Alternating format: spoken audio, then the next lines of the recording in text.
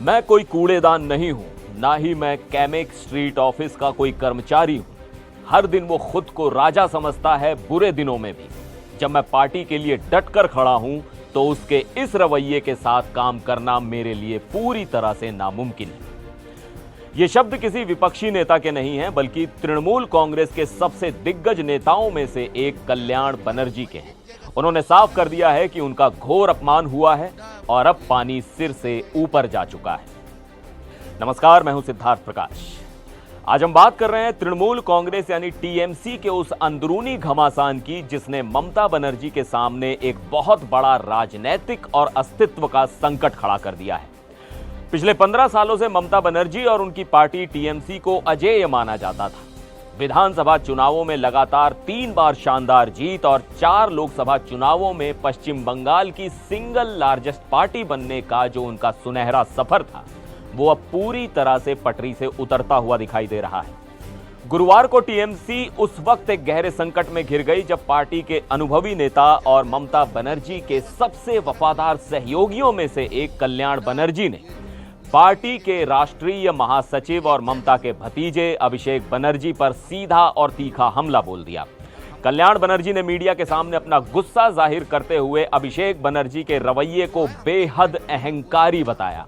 उन्होंने कहा कि इस अहंकार ने पूरी पार्टी को बर्बाद कर दिया है और अभिषेक को यह बात समझनी चाहिए। और बात सिर्फ गुस्से तक सीमित नहीं रही।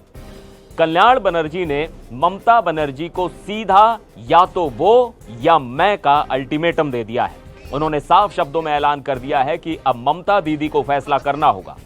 अगर वो अभिषेक के बिना पार्टी को आगे नहीं बढ़ा सकती हैं तो फिर कल्याण बनर्जी इस पार्टी का हिस्सा नहीं रहेंगे।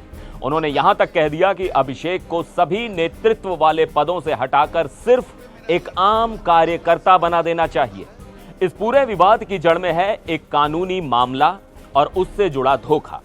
दरअसल कलकत्ता हाईकोर्ट में सीआईडी के एक सिग्नेचर फोर्जरी यानी हस्ताक्षर फर्जीवाड़े के मामले में कल्याण बनर्जी ही अभिषेक बनर्जी के वकील थे।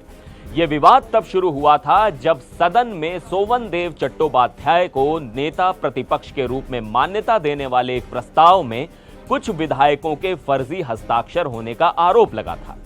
गुरुवार को कलकत्ता हाईकोर्ट ने अभिषेक बनर्जी को गिरफ्तारी से 3 हफ्ते की अंतरिम राहत तो दे दी, लेकिन शाम 6 बजे तक पूछताछ के लिए पेश होने का निर्देश भी दिया। इसी दौरान सीआईडी ने ममता बनर्जी के काली घाट स्थित आवास और अभिषेक के कैमेक स्ट्रीट दफ्तर पर सर्च ऑपरेशन चलाया। कल्याण बनर्जी को बिना बताए अभिषेक बनर्जी की तरफ से इस सर्च ऑपरेशन को लेकर कोर्ट में एक अलग रिट याचिका दायर कर दी गई।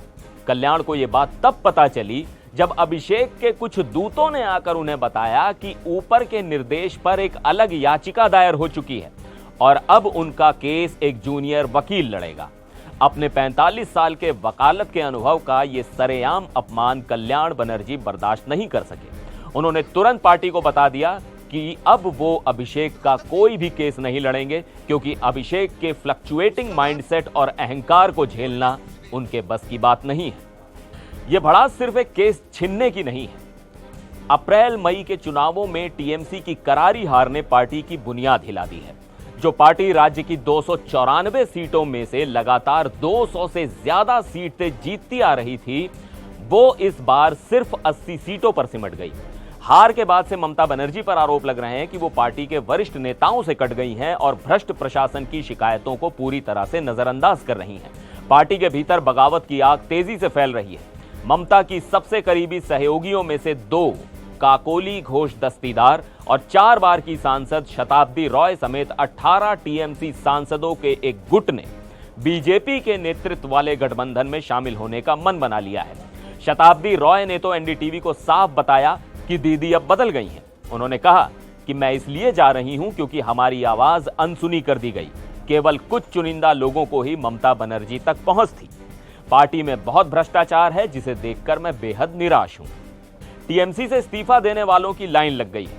प्रकाश बारीक ने राज्यसभा छोड़ दिया। सुष्मिता देव और सुखेंदु शेखर रॉय भी किनारा कर चुके हैं। पार्टी के प्रदेश महासचिव कृष्णेंदु नारायण चौधरी ने भी कल्याण बनर्जी के सुर में सुर मिलाते हुए कहा है कि जिसने टीएमसी को बर्बाद किया है वो अभिषेक हैं, क्योंकि उसने वही किया जो उसका मन किया। ममता बनर्जी के सामने अब सबसे बड़ी अग्नि परीक्षा है। क्या वो अपने खून के रिश्ते को चुनेंगी या फिर उन वफादार कार्यकर्ताओं को जिन्होंने अपने जीवन के 40 साल इस पार्टी को दिए हैं? आपको क्या लगता है? क्या अभिषेक बनर्जी के अहंकार ने वाकई टीएमसी को पतन के कगार पर लाकर खड़ा कर दिया है? अपनी राय कमेंट्स में जरूर बताइएगा। फिर मिलेंगे एक और वीडियो में। आप देखते रहिए एनडीटीवी इंडिया।